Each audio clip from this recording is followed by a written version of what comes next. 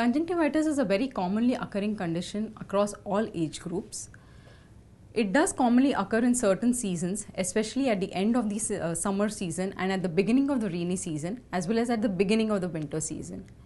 Basically, it occurs at a time when there occurs change in the weather or the climatic conditions, which helps in the proliferation of the infective organisms. Well, conjunctivitis is commonly called as red eye. So, as it is commonly known, the eye does become red in conjunctivitis. Apart from that, the eye will have a lot of discharge, there will be matting and sticking of the lashes, and there will be a lot of watering. However, the pain component will not be so great in conjunctivitis, though there will be a lot of foreign body sensation and burning sensation in the eye.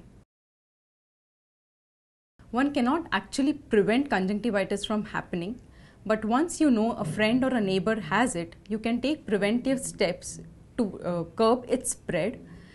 The way that in which you can do it is that you should kind of isolate the person's belongings, because the spread occurs through droplet infection, meaning the things that the child or the person uses to clean or wipe his eyes acts as a source of spread.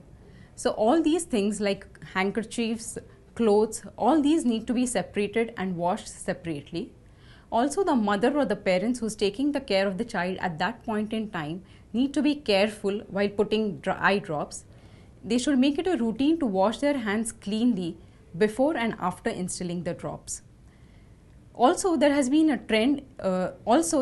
difference in the trend of conjunctivitis that occurs in children. Initially, more of these conjunctivitis were bacterial in origin, but nowadays we get to see more cases which are viral in origin.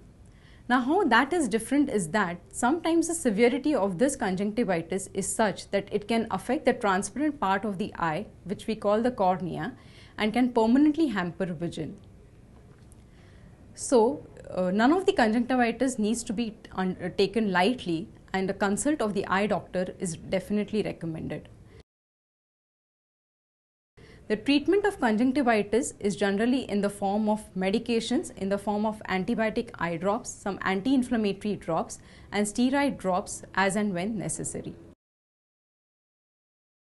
Some of the patients actually turn up being allergic to these home remedies, and that really worsens the condition than it initially was.